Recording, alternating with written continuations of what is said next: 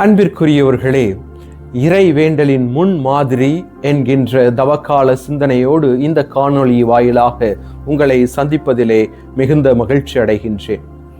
தவக்காலத்திலே நாம் நம்மை அதிகமாக ஜெபத்திலே ஈடுபடுத்தி கொண்டிருக்கின்றோம். இந்த வேளையிலே நமக்கு ஒரு முன் மாதிரியாக கர்த்தர் கற்பித்த ஜெபம் நமக்கு இருக்கின்றது. இந்த கர்த்தர் கற்பித்த ஜெபம் நற்செய்தியின் சாராம்சம் என்றும் அழைக்கப்படுகின்றது. அதோடு மட்டுமல்லாமல் இயேசு இந்த ஜெபத்தை நமக்கு சொல்லிக் கொடுப்பதன் வழியாக நாம் எவ்வாறு விண்ணக தந்தையை அழைக்க வேண்டும் என்றும் நாம் எவ்வாறு அவரை போற்றி புகழ்ந்து வழிபட வேண்டும் என்றும் நாம் நம்மையே எவ்வாறு விண்ணக தந்தையின் திருவுளத்திற்கு நம்மை சமர்ப்பிக்க முடியும் என்றும் நம்முடைய தேவைகளுக்காக எவ்வாறு ஜெபிக்க வேண்டும் என்றும் இன்றைய நற்செய்தியிலே நமக்கு கற்றுக் கொடுக்கின்றார். புனித தாமஸ் அக்வினாஸ் இந்த ஜெபத்தை பற்றி இறை வேண்டலின் முன் மாதிரி என்று குறிப்பிடுகின்றார்.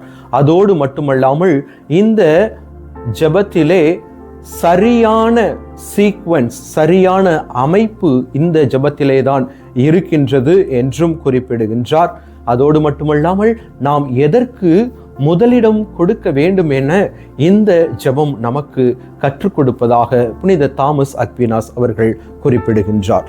மேலுமாக புனித அகுஸ்தினார் அவர்கள் இந்த ஜெபத்தை பற்றி குறிப்பிடுகின்ற பொழுது நாம் சரியான புரிதலுடனும் பக்தியுடனும் இந்த ஜெபத்தை ஜெபிக்கின்ற பொழுது நம்முடைய அற்ப பாவங்கள் மன்னிக்கப்படுகின்றன என குறிப்பிடுகின்றார்.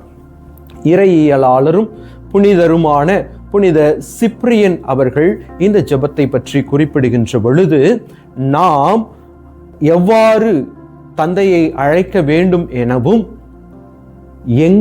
என்னுடைய தந்தை அல்ல எங்கள் தந்தை என்று அழைக்கின்ற பொழுது நாம் அனைவரும் ஒரே குடும்பத்தை சார்ந்தவர்கள், சகோதர சகோதரிகள் என்றும் தெளிவுபடுத்துகின்றார்.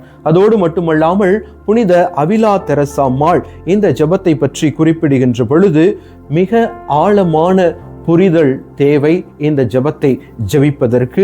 அதோடு மட்டுமல்லாமல் அன்னுடைய படைப்புகளிலே அதிகமான நேரத்தை இந்த ஜெபத்திற்காக புனித அவிலா தெரசா அம்மாள் செலவு செய்திருக்கின்றார். அதோடு மட்டுமல்லாமல் நாம் நிறை வாழ்வு வாழ வேண்டும் என்றால், புனித வாழ்வு வாழ வேண்டும் என்றால் இந்த ஜெபம் நமக்கு உதவி செய்கின்றது என புனித அவிலா தெரசா அம்மாள் குறிப்பிடுகின்றார். திருவிவிலியத்திலே வருகின்ற பிற ஜெபங்களை குறித்து சிந்திக்கின்ற பொழுது சாமுவேலின் தாய் அன்னா முதலிடம் வகிக்கின்றார்.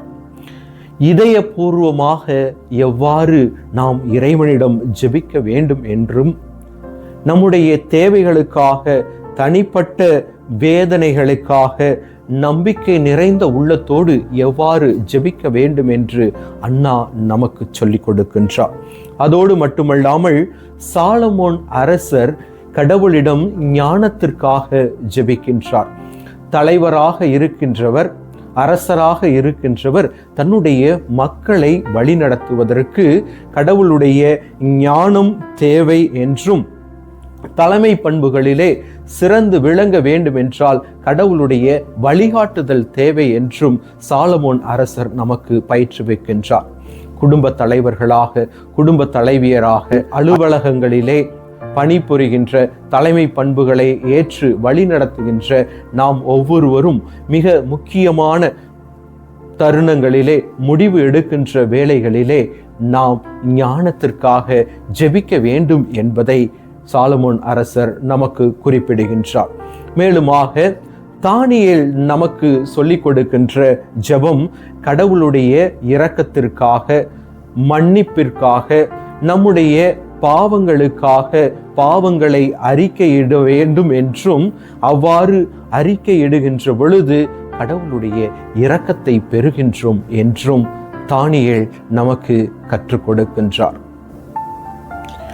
அன்பிற்குரியவர்களே, நம்முடைய அன்றாட வாழ்விலே நாமும் ஜெபிக்கின்றோம். நம்முடைய அன்றாட தேவைகளுக்காக ஜெபிக்கின்றோம்.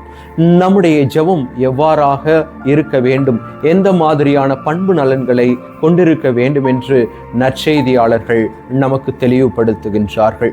மார்க்கு நற்செய்தியாளர் நாம் நம்பிக்கை நிறைந்த உள்ளத்தோடு ஜெபிக்க வேண்டும் என்று குறிப்பிடுகின்றார். எனவேதான் மார்க்கு நற்செய்தி 11:24 இறைவனிடம் வேண்டும் பொழுது எவற்றையெல்லாம் நாம் கேட்கின்றோமோ அவைகளையெல்லாம் பெற்றுக்கொள்வோம் என நம்ப வேண்டும் என்றும் குறிப்பிடுகின்றார். அதோடு மட்டுமல்லாமல் நீங்கள் கேட்டபடியே நடக்கும் என நம்பிக்கையை கொடுக்கின்றார். லூக்கா நற்செய்தியாளர் கொடிய நேர்மையற்ற நடுவரிடம் கைம்பெண் எவ்வாறு ஜெபிக்கின்றார், தளராத மனதுடன் ஜெபிக்கின்றார். அவரை போல நாமும் தளராத மனதுடன் ஜெபிக்க வேண்டும் என்று இயேசு இந்த உவமையை குறிப்பிடுகின்றார். திருத்தூதர் யோவான் தன்னுடைய முதல் திருமுகத்திலே நாம் கடவுளின் திருவுள்ளத்தோடு நாம் கேட்பவை ஒத்து இருக்க வேண்டும் என்று நம்மிடம் சொல்லிக் கொடுக்கின்றார். மேலுமாக புனித பவுலடியார் நாம் ஜெபிக்கின்ற பொழுது நன்றி உணர்வு உள்ளவர்களாக, நன்றி உணர்வோடு ஜெபிக்க வேண்டும் என்று சொல்லுகின்றார். அப்பொழுது நம்முடைய விண்ணப்பங்கள் கேட்கப்படுகின்றது. அன்பார்ந்தவர்களே, இன்றைக்கு நாம் எவ்வாறு ஜெபிக்கின்றோம் என சிந்தித்து பார்ப்போம். இந்த தவ காலத்தில் நாம் செய்கின்ற நல்ல பணி நம்மை காயப்படுத்தியவர்களுக்காக என்று நாம் ஜெபிப்போம். மன்றாடுவோமாக.